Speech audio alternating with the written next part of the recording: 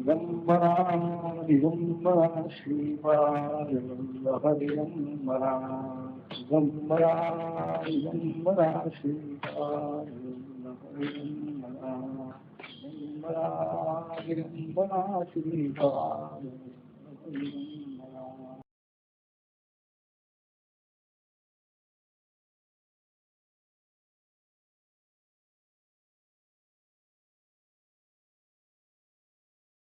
जो वज्र आहे याला त्या ठिकाणी अभिषेक त्यांनी केला.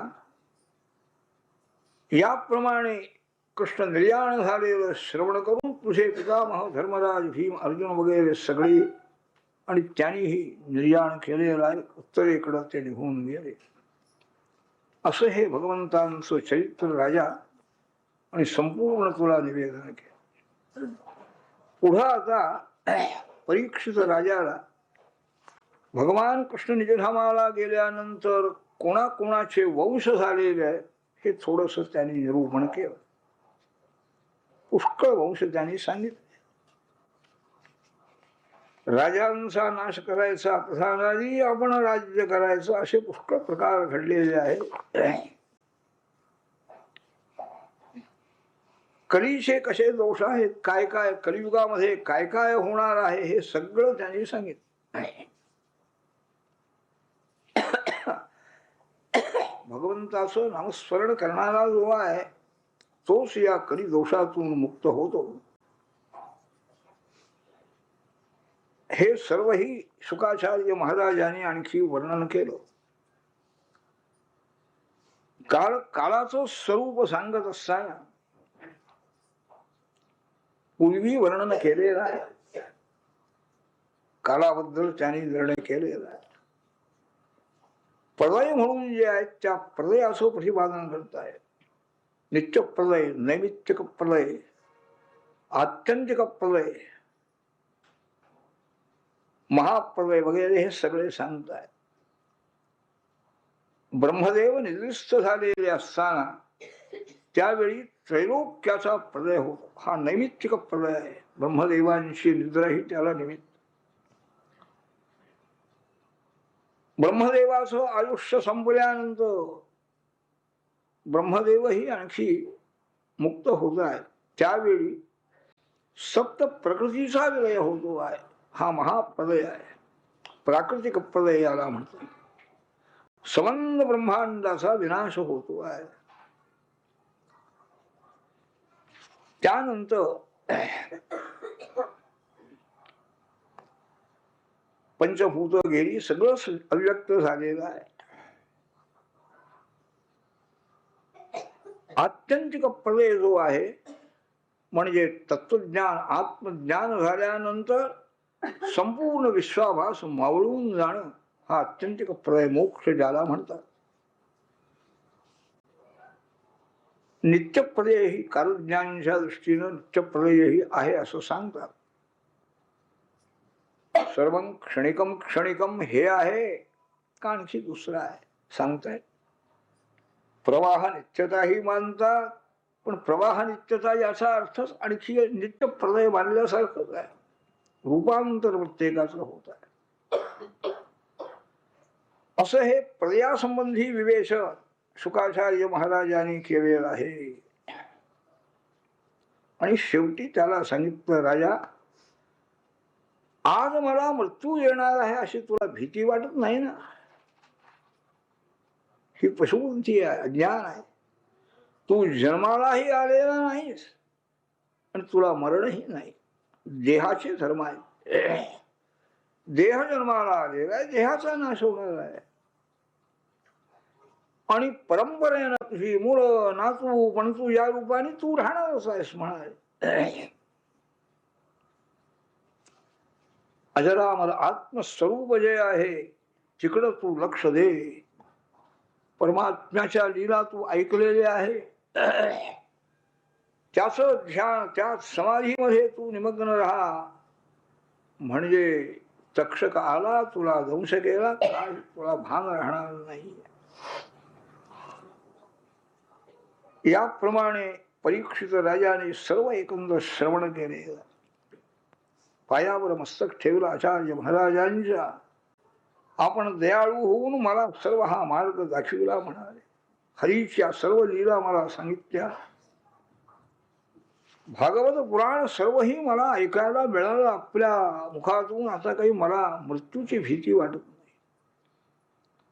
निर्भय अशा प्रकारच्या श्रीहरीच्या चरणाजवळ मी प्राप्त झालेलो आहे. आता त्याचं मी ध्यान कर, वाणीचं निग्रह करून भगवत ध्यानामध्ये मी निमग्न होतो. सर्व चित्तात त्या वासना नष्ट झालेल्या. आणखी देहत्याग मी करतो म्हणाले. अज्ञान माझं दूर झालेलं आहे आपल्या कृपेने. आचार्यांची पूजा केली परीक्षित राजांनी आणि नंतर शुकाचार्य महाराज त्या स्थानातून पुढे निघून गेले. भगवत चिंतन करीत राजा बसलेला आहे. समाधी अवस्थेपर्यंत पोहोचलेला आहे. देहभान त्याचं नाहीस झालेलं आहे. विप्रपुत्राच्या आदेशाप्रमाणे तक्षक हा नागराज तक्ष राजाला दंश करण्याकरता निघालेला आहे. मार्गात एका ठिकाणी नदी तीरावर एका मांत्रिक ब्राह्मणाची भेट झाली. त्याची शक्तीही त्याच्या लक्षात आली. त्याला काही द्रव्य दिलं. दरिद्र होता. द्रव्य देऊन त्याला परत पाठवले. परीक्षित राजाला जिवंत करण्याकरता तो निघाला. केला असतो त्याने. तक्षकाने त्याला परत पाठवून. गर्दी जमलेली आहे. राजा समाधी लावून बसलेला आहे. कसा तक्षक कसा आला, केव्हा दंश केला, त्या तक्ष परीक्षित राजाचं शरीर त्या विषाग्नीनं दग्ध होऊन गेलेलं. आपल्या पित्याचा नाश तक्षकाने केला हे जन्मेजय राजाला समजल्यामुळे अत्यंत त्याला राग आलेला. मंत्रज्ञ ब्राह्मणांना त्यांनी बोलावर आणखी सर्पयाग सुरू केलेला आहे. कुंडामध्ये हजारो आणखी सर्प येऊन पडतायत, नष्ट होत आहेत. जन्मेजयाने विचारलं त्या ध्वरीना, तक्षक का या कुंडात येऊन पडला नाही अजून? तो गेला होता, इंद्राला शरण गेला होता. त्या ऋषींनी सांगितलं इंद्र त्याचं रक्षण करतो. इंद्रालाही आणून टाका म्हणाले अग्नी. आणखी याप्रमाणे त्या ऋत्विजाने आपल्या मंत्रप्रभावाने इंद्र आणि तक्षक या दोघांना आकर्षण करून अग्निकुंडामध्ये जाळून टाकायचं ठरवलं. बृहस्पती आलेले आहे. जन्मेजय राजाला त्यांनी सांगितलं राजा, हा सर्पराजा आणि हा देवराजा यांनी अमृतपान केलेलं आहे. हे अमर आहे. यांचा नाश करणं बरं नाही. तुझा पिता गेला म्हणाले. तक्षक निमित्त मात्र आहे. जीवन मरण हे जे आहे आपल्या कर्मानी आहे म्हणाले. मृत्यूची काहीतरी निमित्त होतात आणि मृत्यू येतो, ठरलेला असतो तो म्हणाले. सर्पदंश होऊन मृत्यू होतो. सोरापासून मृत्यू येतो. अग्नीमध्ये मृत्यू येतो. वीज पडून मृत्यू येतो. रोगराई उत्पन्न होऊन मृत्यू होतो. अशी काही निमित्त घडतात म्हणाले आणि ते शरीर पडतं म्हणाले. हे सर्पसत्य तू बंद कर. किती नाग मेले म्हणाले, त्यांचंही नशीब होतं, गेले म्हणाले, त्यांचंही जीवन सम. बृहस्पतींचं आणखी वचन मान्य करू तो यज्ञ जन्मेजयाने बंद केलेला आहे. भगवंताच्या मायेचा हा मोह आहे म्हणे. अशा रीतीनं जन्मेजय राजा हा नंतर राज्य करतो आहे. आता यापुढे सूतजी ऋषींना सांगतायत पुढचा वृत्तांत. व्यास महर्षीने वेदाचे 4 विभाग केले. त्यानंतर सगळी पुराण केली. पहिलं वैशंपायन इत्यादिकांनी त्या वेदांचं अध्ययन केलेलं आहे. आमचे पिताजी जे आहे रोमहर्षण यांनी सर्व पुराणांचा अभ्यास केलेला आहे आणि त्यांच्यापासून मी याचा अभ्यास केला. ऋषी म्हणणं म्हणाले, आमच्या कुलामध्ये उत्पन्न झालेले मार्कंडेय ऋषी यांचं चरित्र आपण सांगा. ते चिरंजीव आहेत, अजून आहेत. त्यांना आणखी वटपत्रावरती बालमुकुंदाचं दर्शन झालं असं आम्ही ऐकलेलं आहे. ते सर्व चरित्र आपण सांगा. सूत सांगतात, ऋषी महाराज प्राप्त द्विजादि संस्कारो मार्कंडेय पितुः क्रमात् छंदामस्यधीत्य धर्मेण तपस्वाध्याय संयुगा. उपनयन झालं आणि मार्कंडेय महर्षी गुरुच्या सन्निध वेदाध्ययनाकरता राहिलेले आहे. आजन्म ब्रह्मचारी राहण्याचं त्यांनी ठरवलेलं आहे. अध्ययन झालेलं आहे, तपश्चर्या सुरू झालेली आहे, आणखी अखंड तपामध्येच निमग्न आहे. किती काळ गेला, कालो महान व्यतीयाय. मन्वंतर षडात्मक हा म्हणतात. 6 मन्वंतर इतका काळ त्यांची तपश्चर्या झाली.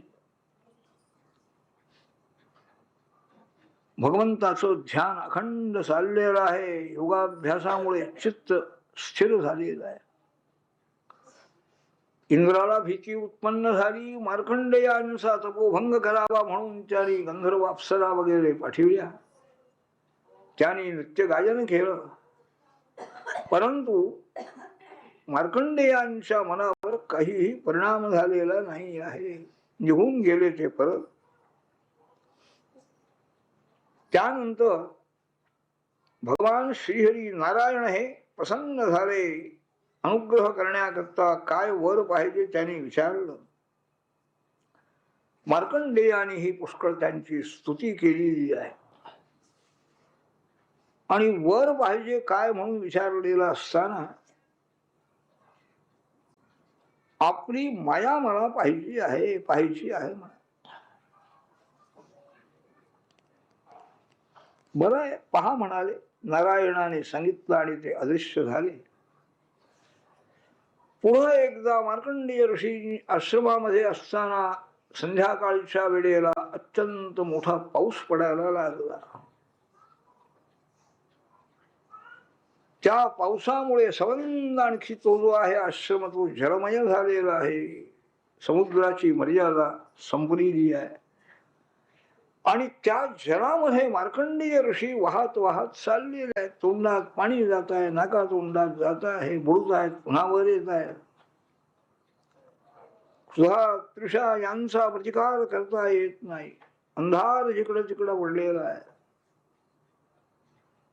अशा रीतीनं पुष्कळ काल गेला त्या पाण्यामध्ये आणि शेवटी एका तीरावर येऊन ते पोचले. भूमीवर उतरलेले आहे. एक मोठा वटवृक्ष आहे. त्या वटवृक्षाच्या आणखी एका पानावर एक आणखी दिव्य बालक निजलेला आहे. आपले पायाचा अंगठा हातामध्ये धरून आणखी तो चोखायचं काम चाललेलं आहे. करारविंदेन पदारविंदम मुखारविंदे विनिवेशयंतम वटस्य पत्रस्य पुटे शयानम बालम मुकुंदम मनसा स्मरामि. त्या मुलाला पाहिल्याबरोबर सगळे श्रमयांचे दूर झाले. किती कष्ट सोसले होते पाण्यामध्ये, किती काल गेला यालाही काही पत्ता नाही. मुलाला घ्यावा जवळ आपल्या म्हणून मार्कंडेय ऋषी गेलेले असताना त्याच्या श्वासाबरोबर आत गेले, त्याच्या उदरामध्ये गेले. सर्व विश्व त्या ठिकाणी आहे, आपला आश्रमही आहे, सगळं दिसत. पुन्हा बाहेर पडले. पुन्हा तो संबंध जल आहे आणि थोड्याच वेळात ते सर्व दृश्य अदृश्य झाले, नाहीस झालं. पुन्हा आपण आपल्या आश्रमामध्ये आहोत असं त्यांना दिसून आलं. हे माया दर्शन त्यांना झालेलं आहे. माया पाहिजे होती. शरण गेले भगवान श्रीहरीला. त्यांचं चिंतन चालू आहे अखंड. एकदा भगवान शंकर हे पार्वती मातेसह निघालेले असताना मार्कंडेय ऋषींच्या आश्रमावरून जात आहे. त्यांनी पार्वतीला सांगितलं की हा मोठा ऋषी आहे, नारायण भक्त आहे, याला भेटून जाऊया आपण. आले तिथं. हे आपले डोळे झाकून समाधीस्थ आहे. शंकर परमात्मा त्यांच्या चित्तामध्ये गेले. एकदम त्याने डोळे उघडले, नमस्कार केला, शंकरांची पार्वतीची पूजा केली आहे. भगवान शंकरांनी त्यांना वर प्रदान केलेलं आहे. त्यांचीही स्तुती केली. तुमच्यासारखे साधू हे फार सर्वोपकारक आहे असं सगळं सांगितलं. आणि भगवंताने शंकराने त्यांना वरप्रदान केलेलं आहे. अकल्पांतर यशः पुण्यम अजरामरता तथा ज्ञानं त्रैकारिकं ब्रह्मण विज्ञानं च विरक्तिमत ब्रह्मवर्चस्विनो भूयात् पुराणाचार्यतास्तु ते. तुझी कीर्ती मार्कंडेय महर्षे कल्पपर्यंत सर्वत्र बसून अजरामर तुम्ही व्हा. सर्व ज्ञान विज्ञान तुम्हाला प्राप्त होईल, ब्राह्म तेज प्राप्त होईल आणि पुराणाचार्य तुम्ही व्हा. सर्व ही पुराणामध्ये उत्पन्न होणारे संदेह दूर करण्याचं कार्य हे यांच्याकडे आहे. पौरुषेय वाङ्मय आहे पुराण व्यासानी केले. आणि बुद्धीमध्ये असे काही विचार उत्पन्न होतात, रहस्य समजत नाही, त्यामुळे संदेह मात्र वारंवार बुद्धीमध्ये उत्पन्न होतात आणि मनाला शांती राहत. ते संदेह दूर करून रहस्य समजून सांगणारे पुराणाचार्य म्हणजे मार्कंडेय. तो वर देऊन भगवान शंकर निघून गेले. यापुढं आणखी सर्व ही तांत्रिक जे आहे ते तंत्रमार्गाने भगवंतांची कशी कशी सेवा करतात, पूजा करतात, ते सर्वही यांनी सूताने सांगितलेलं आहे. भगवंताची आयुध म्हणजे काय काय आहेत त्याबद्दलही त्यांनी आणखी रहस्य सांगितलेलं आहे. विभक्ती सांख्यम योगंच देवो मकर कुंडले म्हणतात. मकर कुंडल देवाची म्हणजे सांख्य आणि योग हे दोन मार्ग. वनमाळा कंठामध्ये असलेली त्यांची माया आहे. पितांबर म्हणजे छंदोमय वस्त्र आहे. असं काही त्यांनी त्याचं आध्यात्मिक दृष्टीने विवरण केलेलं आहे. आणि अशा भगवंताची सेवा भक्ती तंत्रमार्गाला अनुसरून भक्त करीत असतात. भगवान सूर्य नारायणाचे जे प्रत्येक महिन्यामध्ये वेगळी वेगळी रूप आहे, त्यांचा परिवार काय आहे तेही सगळं त्यांनी समजावून सांगितलेलं आहे. आणि नंतर आता संपूर्ण भागवत सांगून झाल्यानंतर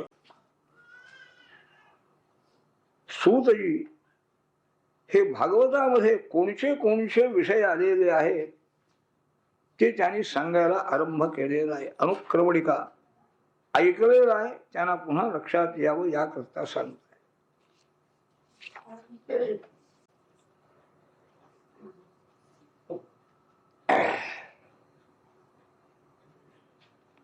शुकाचार्य आपले शुकाचार्य नाही सूत सांगताय.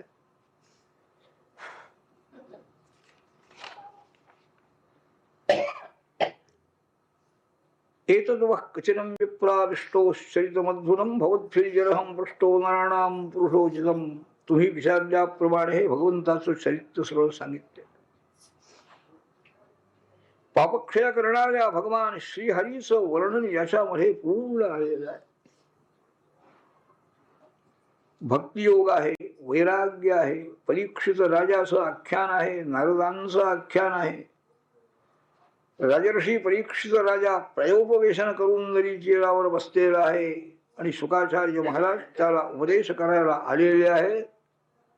इतके विषय पहिल्या स्कंधामध्ये सांगितले. विराट स्थूल स्वरूपाच्या ठिकाणी चित्त धारणा करणं, सूक्ष्म स्वरूपाच्या ठिकाणी चित्त धारणा करणं आणि शरीरातून उत्क्रांती कशी कशी करता येते हेही सांगितलं.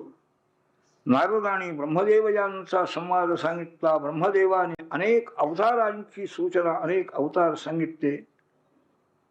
हे विषय दुसऱ्या स्कंधामध्ये आलेले आहे. उद्धवजी आणि विदुर यांचा संवाद झालेला आहे आरंभाला तृतीय स्कंधा. त्यानंतर विदुर आणखी मैत्रेय यांच्या संवादाला आरंभ झालेला आहे. प्राकृतिक सर्ग, वैकृतिक सर्ग, ब्रह्मांड संभूती, स्थूल सूक्ष्म कालाचं वर्णन, ब्रह्मदेवाची उत्पत्ती, सर्व प्रकारची सृष्टी, स्वयंभू मनूची उत्पत्ती, त्यांची संतती, मनूची कन्या देवहूती कर्दमाची पत्नी झाल्यानंतर तिच्यापासून कपिलावतार भगवंताने धारण केला. कपिलाने देवहूतीला आणखी उपदेश केलेला आहे. हे सर्वही विषय तिसऱ्या स्कंधामध्ये आहे. हिरण्याक्षाचा नाश केला भगवंताने, हे सर्व वर्णन तिसऱ्या स्कंधामध्ये आहे. चौथ्या स्कंधामध्ये सतीचं चरित्र आलेलं आहे आरंभाला. त्यानंतर दक्षयज्ञाचा नाश केला शंकराने. पुन्हा ब्रह्मादिक देवांच्या प्रार्थनेप्रमाणे पुन्हा तो यज्ञ चालू करून दक्षाला जिवंत केलं. ध्रुवाचं चरित्र, पशुराजाचं चरित्र, प्राचीन बलिही राजाचं चरित्र, हे सगळे ही विषय चौथ्या स्कंधामध्ये आलेले आहे.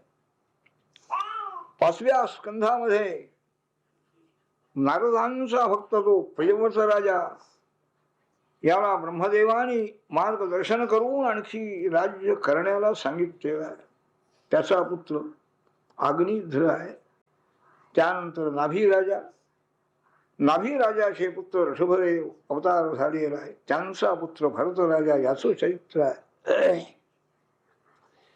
भूमीवर असलेली सप्तद्वीप, सप्तसमुद्र, नद्या, पर्वत या सर्वांचं आणखी वर्णन शुकाचार्य महाराजांनी केले. द्युलोकामध्ये असलेलं सर्व आणखी ज्योतिषचक्राचं वर्णन केलेलं आहे. सप्त पाताळांचं वर्णन केलेलं आहे. नरक लोकांचं वर्णन केलेलं आहे. हे सर्व ही विषय पाचव्या स्कंधामध्ये आलेले आहे. प्रियव्रताचं चरित्र, दक्ष प्रजापतीच्या कन्या, त्यांच्यापासून झालेली संतती, देव, असुर, मानव, पशु, पक्षी, सर्व ही संततीच आहे. तस्याचा मुलगा वृत्रासुर, याचा नाश झालेला आहे. आरंभाला अजामिलाचं चरित्र सांगितलं. अजामिला हा भगवंताच्या नामस्मरणाने मुक्त झालेला आहे. इंद्राला वृत्रासुराची भीती इंद्राजिक देवाना उत्पन्न झालेली भगवंतांच्या कृपेनं, आणि तेही त्याच्यातून मुक्त झालेले आहे. हे 6व्या स्कंधामध्ये चरित्र आलेले आहे. 7व्या स्कंधामध्ये दैत्यराज हिरण्यकशिपूचं चरित्र आहे. प्रल्हादांचं चरित्र आहे. आणि प्रल्हादाला नरसिंहरूप धारण करून भगवंतानी हिरण्यकशिपूचा नाश करून प्रल्हादाची मुक्तता केली. आणि पुढं नारदाने धर्मराजाला सर्व वर्ण आणखी आश्रमयांचे आचार धर्म सांगितले. हे विषय 7व्या स्कंधामध्ये आलेले. 8व्या स्कंधामध्ये सर्व चतुर्दश मन्वंतरांचं वर्णन आलेलं आहे. गजेंद्र मोक्षाख्यान आहे. त्याचप्रमाणे भगवंतांचे प्रत्येक मन्वंतरामध्ये झालेले अवतार, त्यांचं वर्णन आहे. समुद्र मंथनाच्या निमित्ताने कुर्मावतार झालेला आहे. धन्वंतरी अवतार झालेला आहे.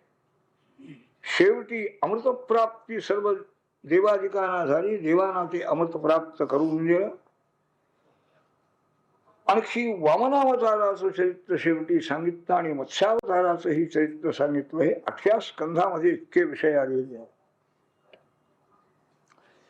9व्या स्कंधामध्ये सूर्यवंशामध्ये आणि चंद्रवंशामध्ये उत्पन्न झालेल्या मोठ्या मोठ्या राजांचं चरित्र आलेलं आहे. शशाद, नृग इत्यादी राजे झालेले आहे.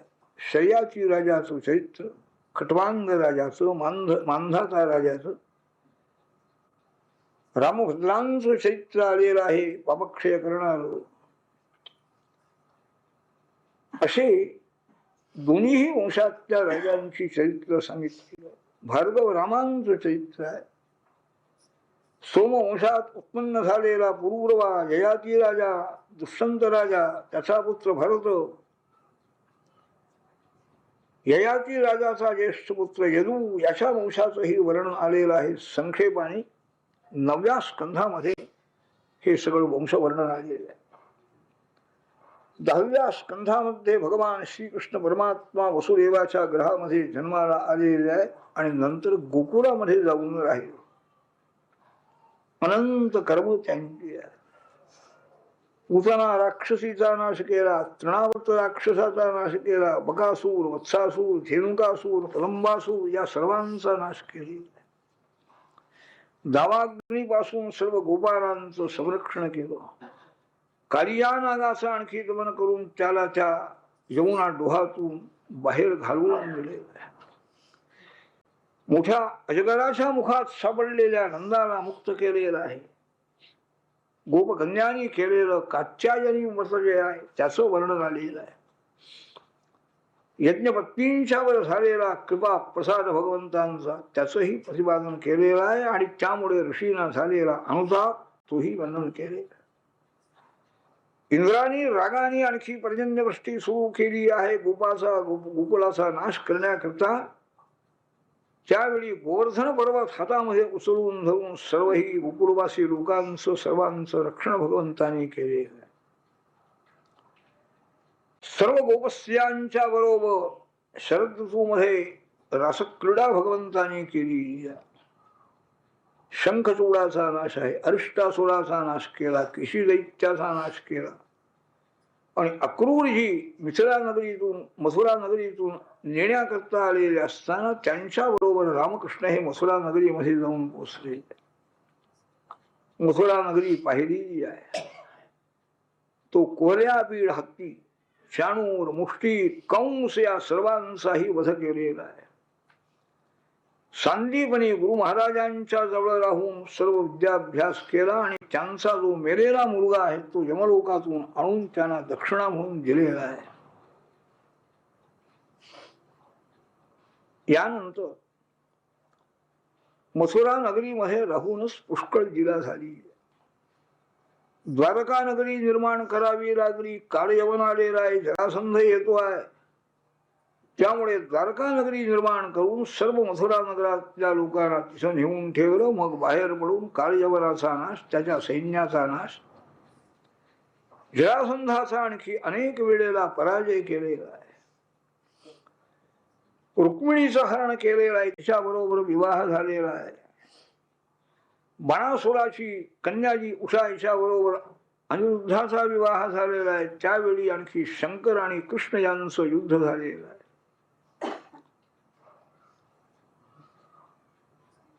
त्यानंतर शिशुपालाचा नाश राजसूय यज्ञाच्या वेळेला, तसंच पौंड्रक राजा, शाल्व राजा, दंतवक्त्र, शंभरासूर, द्विविध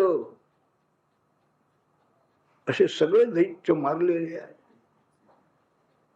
आणि भूमीचा भार दूर करण्याकरता पांडवांना निमित्त करून उभय पक्षाला जमलेलं ते असंख्य सैन्य याचा नाश भगवंतानी करीवलेला आहे पांडवाकडून. शेवटी विप्रशा हा निमित्त मानून आपल्या कुळाचाही संहार केला. उद्धवाला सर्वही आणखी परमार्थ मार्ग निवेदन केलेला आहे. आत्मविद्या त्याच्यामध्ये आहे, त्या विद्येची सगळी साधन आहे.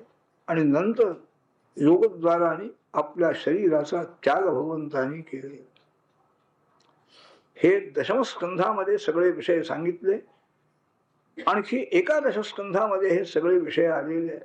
दशमस्कंधामध्ये लीला भक्त झाला, उद्धव आणखी भगवंतांचा संवाद, त्यानंतर आपल्या कुलाचा संहार, आणखी आपल्या देहाचा त्याग, निजधामाला जाणं, हे 11व्या स्कंधामध्ये सांगितलं.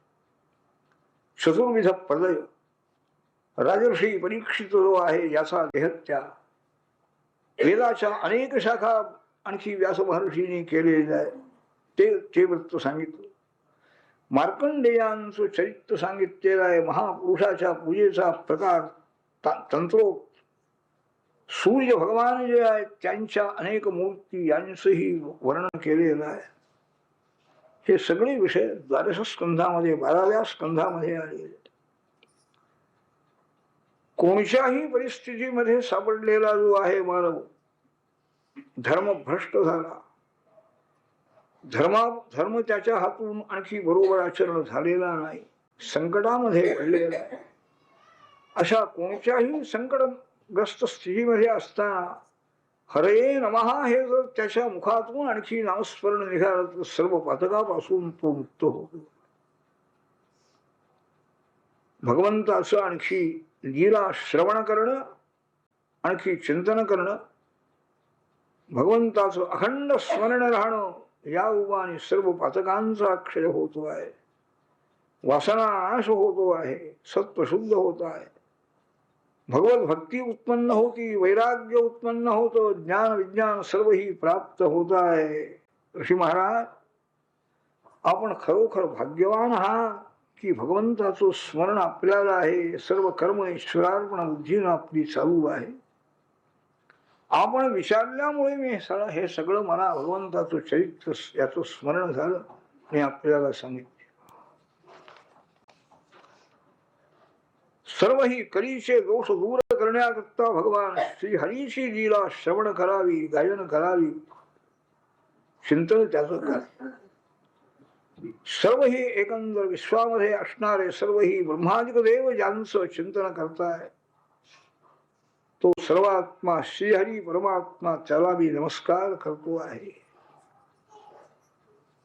या शुकाचार्य महाराजांनी आत्मानंदामध्ये आणखी निमग्न आहे, समाधीमध्ये निमग्न असताना सुद्धा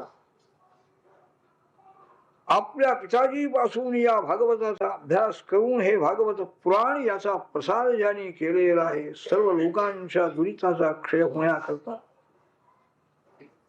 त्या शुकाचार्य महाराजांनाही माझा नमस्कार असो, अशी प्रार्थना सूतांनी शेवटी केलेली आहे. पुढं अष्टादश पुराणांचं वर्णन केले, त्याची संख्या सर्व सांगितलेली आहे. आणि शेवटी नारदांच्या आदेशाप्रमाणे या भागवताची रचना व्यास महर्षींनी केली. हे नवीन केलं असं नाही, ब्रह्मदेवांना भगवंतांनी पूर्वी सांगितलं, ब्रह्मदेवानी नारदांना सांगितलं, नारदापासून व्यासानी ऐकलं आणि त्याचा विस्तार सविस्तर याची रचना व्यासानी केली. आदी मध्ये शेवटी वैराग्य पूर्ण भगवत भक्ती पूर्ण आख्यान याच्यामध्ये आहे. सर्व वेदांताचं हे सार आहे, कैवल्य फल देणार आहे, अद्वितीय जे आत्मवस्तू याचं प्रतिपादन याच्यामध्ये केलेलं आहे. पौष्ठवदी पौर्णिमेला आणखी याचं श्रवण करणारा जो आहे त्याला उत्तम गती प्राप्त होईल. कस्मय्येन विभासितो मतलो ज्ञान प्रदीप पुरा तद्रूपेण च नारदाय मुनये कृष्णाय तद्रूपिणा योगींद्राय तरात्मनाथ भगवद्राताय कारुण्यतः तत्शुद्धम विमलम विशोकमवरम अमृतम सत्यम परम धीमहि. शेवटी उपसंहार करतायत वेदव्यास महाराज. आरंभालाही सत्यम परम धीमहि त्याच भगवंताचं ध्यान केलं, शेवटीही ध्यान. हा जो ज्ञानदीप आहे हा भगवंतानेच ब्रह्मदेवाकडे दिला. ब्रह्मदेव हे सुद्धा भगवत स्वरूप आहे, ब्रह्मदेवाच्या रूपाने हा ज्ञानदीप नारदाकडे आला. नारदांच्या रूपाने आणखी वेदव्यासांच्याकडे आला, व्यासांच्या रूपाने आणखी शुकाचार्यांच्याकडे हा ज्ञानदीप आला. आणि त्यांच्या द्वाराने परीक्षित राजाला हा ज्ञानदीप मिळालेला आहे. परंपरा ही अशी आहे, त्यांचीच परंपरा, तेच श्रोते आणि तेच वक्ते आहेत ना, गुरुशिष्य रूप तेच भगवान आहेत. असं जे काही सत्यस्वरूप अबाधित भगवत स्वरूप आहे त्याचं आम्ही चिंतन करतो. असं ध्यान भगवंतांचं केलं, आणखी शेवटी त्यांनी भगवंताजवळ प्रार्थना केली आहे. भवे भवे यथा भक्ती पादयोस्तव जायते तसा कुरुष्व देवेश नाथस्तन्नो यत प्रभू. प्रत्येक जन्मामध्ये आमच्या अंतःकरणामध्ये आपली आणखी भक्ती ही आमच्या चित्तामध्ये असो, म्हणजे सगळं आम्हाला मिळेल.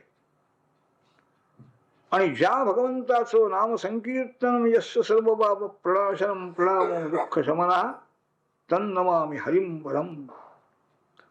ज्या भगवंताचं नुसतं नाम संकीर्तन श्रद्धेनं घडलं असताना सर्वही पातकांचा नाश हो, ज्याला प्रणाम केलेला असताना सर्व दुःखांची निवृत्ती होती, तो भगवान श्रीहरी सर्वेश्वर, याला आमचा नमस्कार असो. अशी प्रार्थना करून आणखी भागवत ग्रंथाची समाप्ती वेदव्यासाने केलेली आहे. ही आपणही प्रार्थना करूया. भवे भवे यथा भक्ती पादयोस्तव जायते तथा कुरुष्व देवेश नाथस्त्वन्नो यतः प्रभो नाम संकीर्तनं यस्य सर्वपाप प्रणाशनम् प्रणामो दुःख शमनः तन्नमामि हरिं परम्. हरये नमः. हरे नमः. चांसेन्देवी ध्यात्मा करोमि यद्यत् सकलं वदस्मै नारायणाय. श्रीकृष्ण गोविन्द हरे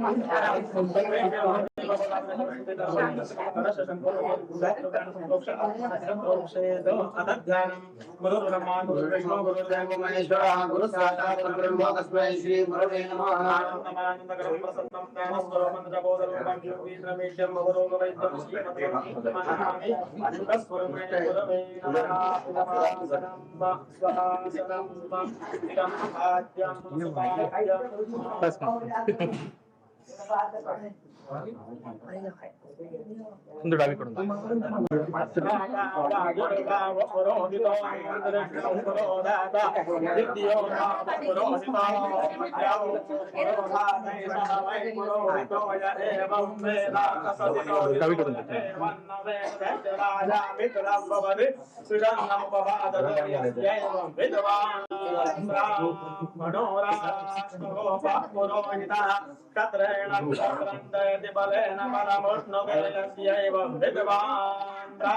मनोराष्ट्रगोपुरोहितस्तस्मै विशस्सञ्जानते सम्मुखाय मनसो यस्यैवं विद्वान् ब्राह्मणोराष्ट्रगोपुरोहितो पूर्वस्वरमोहमस्मि सत्वं सत्वमोहमस्मि ओषधि सोमराज्ञीर्विक्षिता पृथिवी मनो सव्यं पादमवने निजस्मिन् राष्ट्र इन्द्रियं वर्धयामि पूर्वमन्यमपरमन्यं वरदावने निज देवाराष्ट्रस्य युवं वस्त्राणि इत्यस्योजस्यो दीर्घतमामित्रावृतप वासो दाने विनियोगः ॐ युवं वस्त्राणि वसावो साधनेन्द्रावृन्दो हसर्गाः अवादिनर्तमन्द्रोधानि विश्वारुतेनो भयावरुणासुजयते गुरवे नमः आचार्याय वस्त्रोपवस्त्रं समर्पयामि यज्ञोपभूतः समृद्धं मृगाज्यं दां शक्रे वायुभ्यां नान्यान् दाम्याश्चये सुखस्वरूपिणे आचार्याय गन्धाः पान्तु मङ्गलगन्धास्तु हर हर तस्मादशवायायन्त एकेजो भयादोतां रामो हजतिरे तस्मात्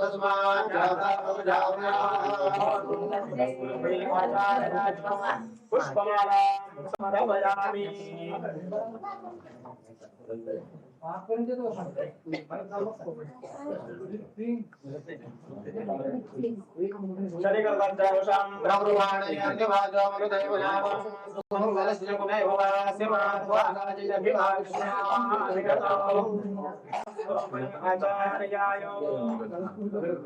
नाना परिमलद्रव्याणि समर्पयामि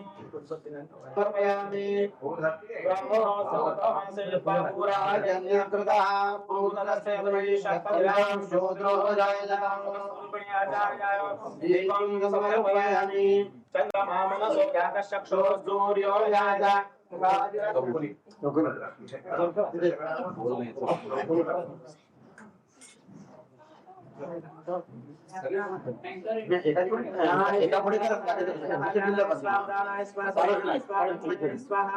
नैवेद्यमध्ये प्राशनार्थे पानीयं समर्पयामि प्राणाय स्वाहा पानाय स्वाहा व्यानाय स्वाहा उदानाय स्वाहा समानाय स्वाहा कम्बले स्वाहा चन्दनं समर्पयामि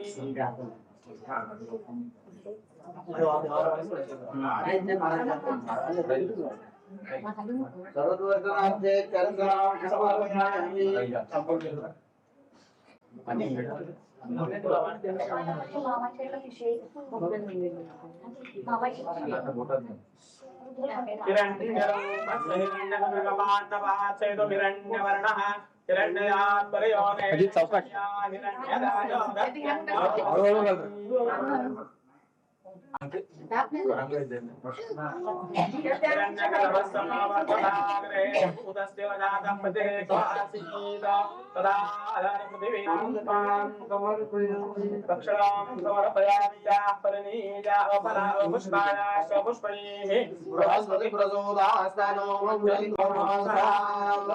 आचार्याय वराते नारिकेलं समर्पयामि ओम श्री राधश्री आर्याश्रयो नभो नारी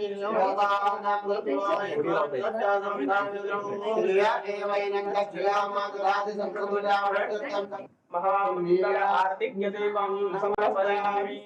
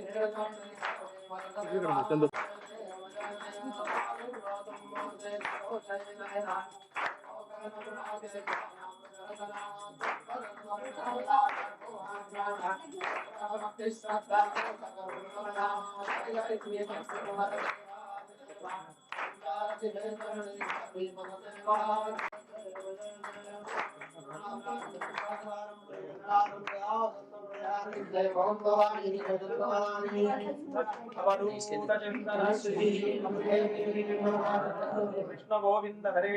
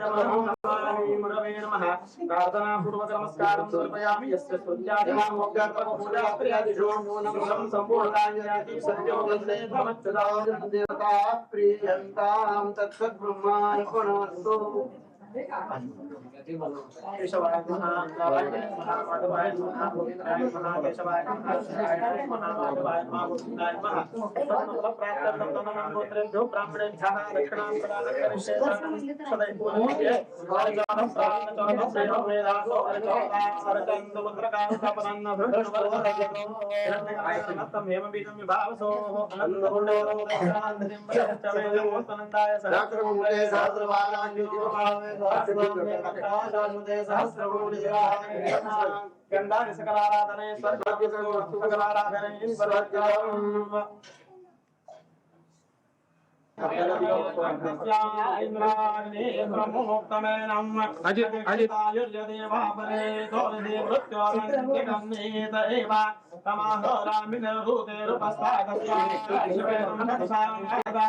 सहस्राक्षेण शतशार्देन शतायुषाः विशाहारशमेनं शतन्यथेमं शरदो न याति इन्द्रो विश्वस्य दुरितस्य पारं शतं देव शतो मनधमान शतं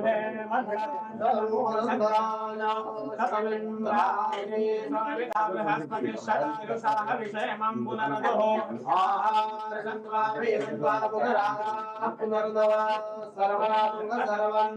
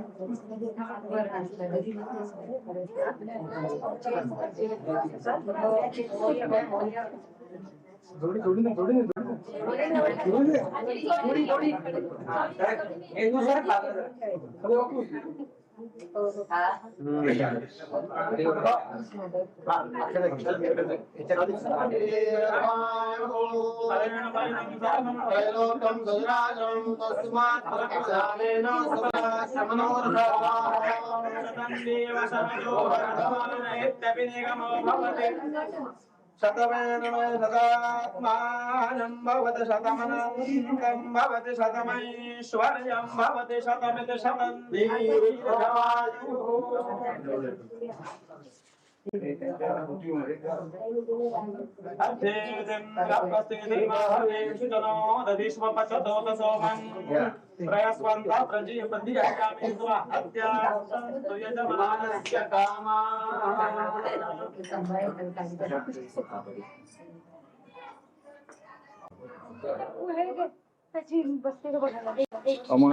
अमराक्षपुरेशयो वरदो योऽखिलदोऽस्ति योगिनीः संसिंह सरस्वती यतिर्भगवान् मेऽस्ति परावराहति।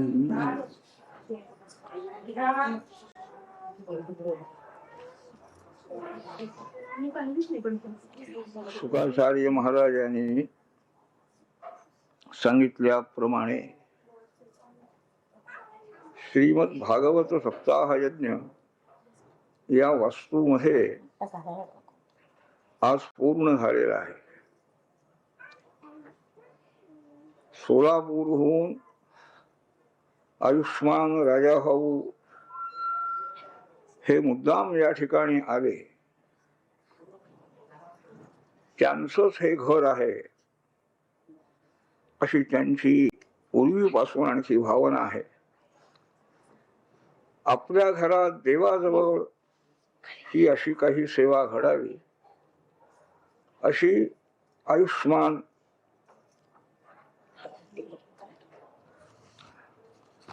सर्व ही अजित वगैरे मंडळी यांची इच्छा होती।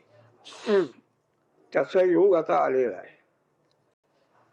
या वास्तूचं भूमिपूजन आरंभाला परमपूज्य गुळवणी महाराजांच्या हस्ते झालं। त्या दिवशी विजयादशमी दसरा आम्ही प्रार्थना केली। पुष्कळ मंडळी आश्रमामध्ये सारखं येणं जाणं होतं, पण लगेच ते म्हणाले चला जाऊया म्हणून इथं आलो आम्ही। ते वेदमूर्ती कानगावकरही आले आणि त्यांच्या हस्ते या भूमीचं पूजन झालं। पुढं त्यांच्या कृपेनं आणखी आपल्या सौभाग्य संपन्न ताई महाराजांनी सर्व ही मंडळींना प्रेरणा करून मुंबईकर मंडळी इतरही मंडळी त्या सर्वांनी मिळून हे सर्व ही वास्तू उभारण्याचं कार्य केलं। ग्रह जे झालेलं आहे हे ग्रह सुद्धा भगवंताचं आहे, भगवतीचं आहे। अशी भावना ठेवून आणखी त्याप्रमाणे वास्तूमध्ये आम्ही हे राहायला आलो. आणखी सद्गुरूंच्या भगवतीच्या कृपेनं वास्तू सफल होण्याचा हा एक योग आला की सर्वही देवतांचं अधिष्ठान, सद्गुरूंचं अधिष्ठान, अशा अधिष्ठानामध्ये आपले माननीय राजाभाऊ यांच्यासारखी ही मंडळी मूळ भागवत संहिता पारायणा करता येऊन त्यांनी अगदी पहाटे 6 वाजल्यापासून हे पारायण पूर्ण केलं. त्यातही थोडस निराळी दृष्टी झाली होती, कसं होईल, आमच्या हातनं होणार नाही, आणखी असं चाललं होतं. पण त्यांनी येऊन हा वेळ ठरवून आणि त्याप्रमाणे संपूर्ण भागवत मूळ संहिता वाचनही अत्यंत विधी असा विधी सगळं पार पाडलेलं आहे. आता भागवतामध्ये भगवंताची आराधना करावी, उपासना करावी, हाच मुख्य धर्म सांगितलेला आहे शुकाचार्य महाराजांनी, व्यास महर्षी. तेव्हा त्यांच्याजवळ जी प्रार्थना थोरल्या महाराजांनी केलेली आहे, ईश्वराजवळ प्रार्थना करून काय मागायचं आहे, वास्तू राहायला मिळाली, सगळं हे कार्य झालेलं आहे, सगळे आणखी सगळी आप्त इष्ट मंडळी या ठिकाणी आली येतील, हे व्यावहारिक दृष्टीनं समाधानकारक कार्य आहे. परंतु देवाजवळ हे मागायचं किंवा नाही हाही प्रश्न आहे. ते कर्माचं फल आहे. अशी आत्मीय मंडळी मिळणं, भेटणं, येणं जाणं प्रेमाने. परंतु ईश्वराने काय द्यावा आपल्याला, भागवताच्या शेवटीही व्यास महर्षीने हे सुचवलेलं आहे. भवे भवे यथा भक्ती पादयोस्तव जायते तथा कुरुष्व देवेश नाथस्त्वन्नो यतः प्रभो. जो जो जन्म आम्हाला प्राप्त होईल त्या प्रत्येक जन्मामध्ये आपल्या चरण कमलाची भक्ती आम्हाला निरंतर मिळाली. नरसोबाच्या वाडीला मनोहर पादुका असं म्हणतात. दत्त पादुकांचं नाव मनोहर पादुका आहे. गाणगापूरला निर्गुण पादुका आहे. तर अशा प्रकारच्या ईश्वराच्या चरणाची भक्ती, प्रेम आमच्या अंतःकरणामध्ये राहावं, हे व्यास महर्षींनी भागवत संपल्यानंतर शेवटी प्रार्थना केलेली आहे. सर्वांच्या करता की आहे, त्यांच्या अंतःकरणात तर प्रेम आहेच आहे. किंबहुना सर्व सुखी पूर्ण होवो निधी रोकी भजितो आदि पुरुषी अखंडित ज्ञानेश्वर महाराजही शेवटी हीच प्रार्थना. सर्व सुख लोकांना मिळावीत म्हणतात. सर्वे सुखिनः सन्तु, त्यांचा स्थायी भाव आहे हा संतांचा. परंतु आणखी त्या नारायणाची अखंडित पूजा, सेवा, भक्ती चालावी हे त्यांनी मागून घेतलेलं आहे ज्ञानेश्वर महाराजांनी. आणखी थोरले महाराजही असंच मागताय. धर्मे प्रीतिम सन्मतीम देवभक्तिम सत्संगाप्तिम देहि भुक्तींच मुक्तीम भावासक्तींच्या अखिलानंद मुक्ते घोरात कष्टात उद्धरा स्मान नमस्ते. हे सगळं देही देही हे आम्हाला द्या म्हणतात. यात त्यांनी भुक्तीम देही असंही म्हटलेलं आहे. संसारही आम्हाला द्या म्हटलेला आहे. ईश्वराने संसार दिलेला आहे असेल आणि तशी जर भावना असेल तर त्या संसारामध्ये दोष होणार नाही. झाले तरी सुद्धा ईश्वराच्या कृपेनं दिलो, म्हणून तशी भावना पाहिजे. देवाचा संसार आहे, वाहू हा संसार देवा पायी. तुकाराम महाराजांनी हेच मार्गदर्शन. तेव्हा सर्व ही मंडळी आत्मीयतेनं आणखी प्रेम करणारी, सर्वांच्याही सदिच्छेनं ग्रहामध्ये असणारी, बाहेरची असणारी सर्व ही मंडळी, सर्वांची इच्छा ही आणखी संकल्प हा सत्य झालेला आहे, ठरलेला आहे. पण भवे भवे यथा भक्ती ही व्यास महर्षी सांगताय. एकदा केव्हा तरी अशी सेवा झाली की झालं, आपण सेवा केली हे समाधान या ईश्वर भक्तीबद्दल उपयोग नाही. संसारामध्ये मिळालेला आहे त्यात समाधान पाहिजे, ते गुण आहे. पण ईश्वराची भक्ती अखंड घडावी. दक्षिणा पांतु बहुदेयंचास्तु, ही आणखी हे आशीर्वाद आहे ब्राह्मणांचे.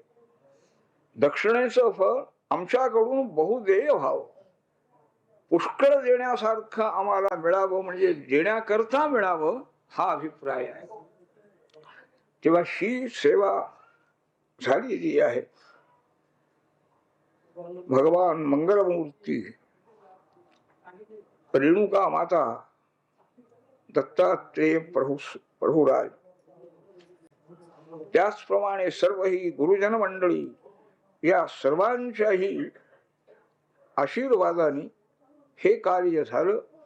तसंच पुढेही चालू राहावं. या जन्मापुरतं नाही, भवे भवे म्हणताय, म्हणजे पुन्हा जन्मही आम्हाला आला तरी चालेल, परंतु त्या जन्मामध्ये भक्ती आपली घडावी. आणि शेवटी नाम संकीर्तनम यस्य सर्व पाप प्रणाशनम प्रणामो दुःख शमनः तन्नमामि हरिं परम. ही हरिबद्दल प्रणाम म्हणजे नम्रता पाहिजे. मी अत्यंत आणखी हीन आहे, दीन आहे, आणि आपण सर्व दृष्टीने श्रेष्ठ आहात. ही आणखी भगवंताबद्दल, भगवत स्वरूप सद्गुरूंच्या बद्दल ही भावना पाहिजे की तुमच्या पुढे मी काहीच नाही. सर्व ही अत्यंत आणखी कर्मपाशामध्ये बद्ध झालेला जीवात्मा, त्याला काय मोठेपणा सांगता येणार आहे. तेव्हा भगवान आणखी सद्गुरुनाथ हेच श्रेष्ठ आहे, सर्व दृष्टीने श्रेष्ठ. प्रत्येक जन्मामध्ये आणखी पाठीराखे तेच आहे.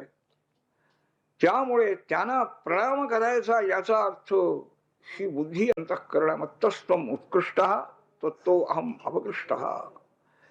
ही जी उत्कृष्टत्व प्रकारक ज्ञान किंवा वृत्ती अथवा अपकृष्टत्व प्रकारक ज्ञान किंवा वृत्ती, ही अंतःकरणामध्ये आमच्या नेहमी राहणं हा प्रणाम आहे. हा प्रणाम जर हरीला केला, सर्व पाप प्रणाशनम हे त्याचं फल सांगताय.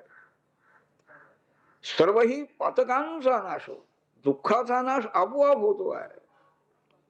दुरिताचे चिमिर जावो, ज्ञानेश्वर महाराजांची ही प्रार्थना आहे. दुःख जावीत असं म्हटलं नाही त्यांनी. दुःख ज्यामुळे निर्माण होतात ती सगळी दुरित जावी.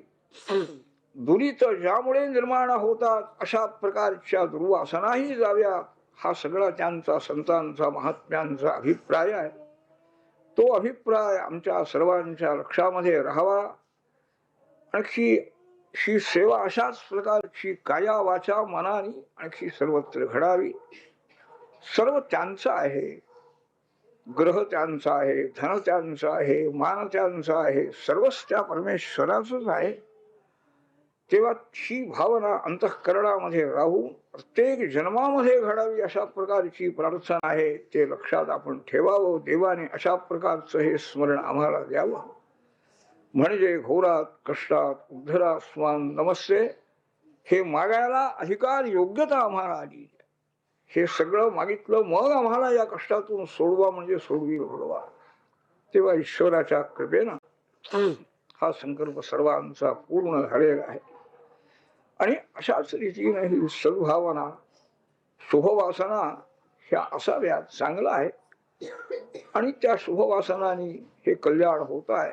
अशीच परमेश्वराची भगवान दत्तात्रेय, रेणुका माता, महागणपती, त्याचप्रमाणे सद्गुरू महाराज, सर्वही गुरुजन यांची सर्वावर आणखी कृपादृष्टी राहावी.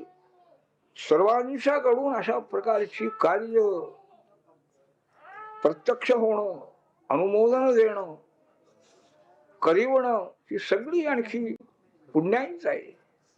तेव्हा अशा रीतीनं कृत, कारित, अनुमोदित कोणत्याही प्रकाराने का होईना पुण्य कर्माबद्दल अंतःकरणामध्ये अत्यंत आदरबुद्धी राहावी. यथाशक्ती आणखी सहाय्य व्हावं, करावं. सर्वांच्याकडून ही सेवा करून घ्यावी, आणखी सर्वांचंही कल्याण करावं, अशी आणखी सर्वांतर्यामी सर्व बुद्धिप्रेरक भगवान वासुदेवाच्या जवळ शेवटी प्रार्थना आहे. अवधूत गोपाल कृष्ण भगवान की जय.